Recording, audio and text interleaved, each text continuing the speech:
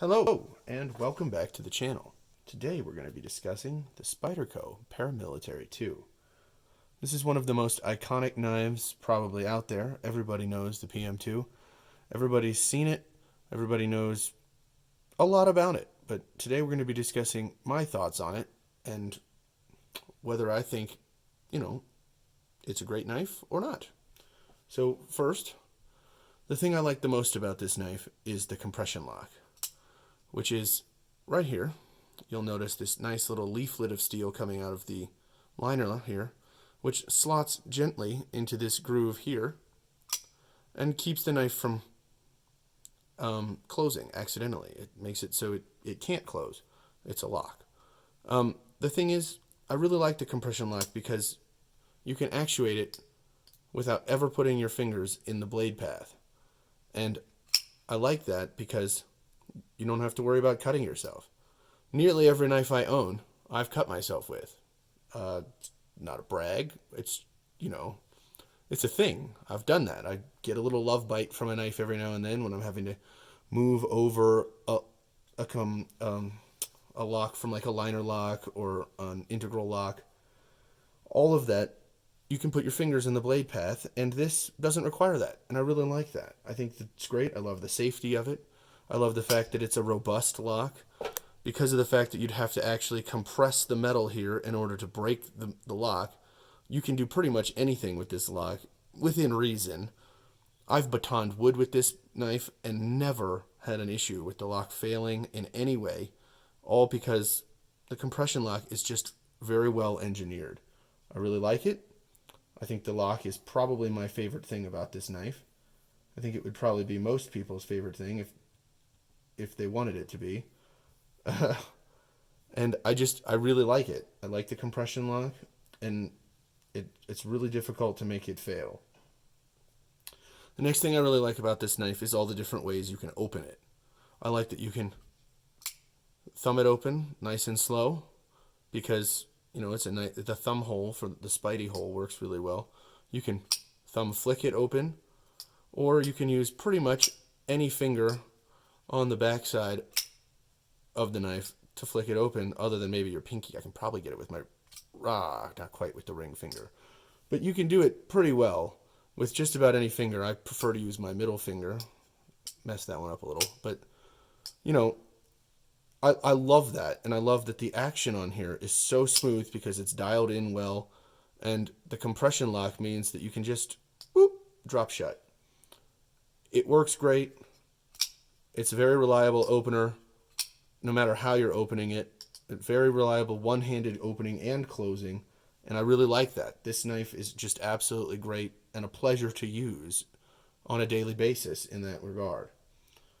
Another thing about the PM2, and I think everybody pretty much knows this already, is that blade is super slicey. It's just really slicey. You can see it's ground really thin behind the edge. It does have some pretty thick stock back here, but that just pretty much provides some stability and strength to the knife. Because honestly, it's got a pretty acute tip, pretty fine, very fine edge. It cuts extremely well. It slices through just about anything. The tip on it makes it so you can actually pierce into things like bags of fertilizer or sand or something, and you can reliably just slice through everything else. It's a great knife for cutting and slicing things, and I love that. The next thing is probably the thing that I think would probably be the best thing about this knife if it weren't for the compression lock to me, and that is the ergonomics. Spyderco always nails ergonomics, and this knife is fantastic in hand. Here you can see, I'm bearing down on this, nothing. There are no hot spots, maybe just the absolute slightest bit off of the aftermarket clip at the back. This thing has, and then if you choke up, it's maybe even better. There's no hot spot at all. It's got great jimping on the front of the blade and on the back, and it just does a great job of just feeling fantastic in your hand. You just don't mind using this. You can sit there and cut at cardboard boxes all day if that was your job and just not even care. It's just the ergonomics of this knife are fantastic, and probably that would be the best thing if I wasn't such a fan of not cutting my fingers with the compression lock. Things I'm not quite as big a fan of, though, do include the standard Spyderco clip, which this is not. This is a Lynch Northwest aftermarket clip. I put that on there because I didn't like the Spyderco standard clip, which made it carry about here instead of really deeply in my pocket. I really, really, really like a deep carry clip, so I had to add one. I wish it was an option from the factory. I wish you could just call Spyderco like you can Benchmade and have them send you a deep carry clip for your knife, but they don't do that. I don't know why. Spyderco invented the pocket clip. You'd think they'd be all about making the best ones possible, but I don't know. I'm also not a huge fan of the cleaning process of this knife, or at least the way it came from the factory. I had to clean this knife out after I cut off some branches on the bottom of my Christmas tree this year, and it got some pine sap in here in the mechanism. Well, not the end of the world, just take it apart, right? Well, I tried that, and at first, it didn't come apart. It wouldn't come apart. It felt like it was Loctited shut, like full-on permanent thread locker. Eventually, I got it apart. Turned out it was the white thread locker, not the red thread locker that's more permanent. But it was pretty tough, and I wish they would use something a little bit less aggressive so you could access it a little bit easier. I think it's part of the whole thing if they don't really want you taking apart your knife, but I want to take apart my knife, so let me do it. And it was difficult to do, but, once I got it cleaned out, everything is good to go. Action's perfect. It's fantastic. I love it now, but that was kind of annoying. Another thing I'm not a huge fan of is the lanyard hole. I know that's a big shock to anybody who's watched any of my videos before.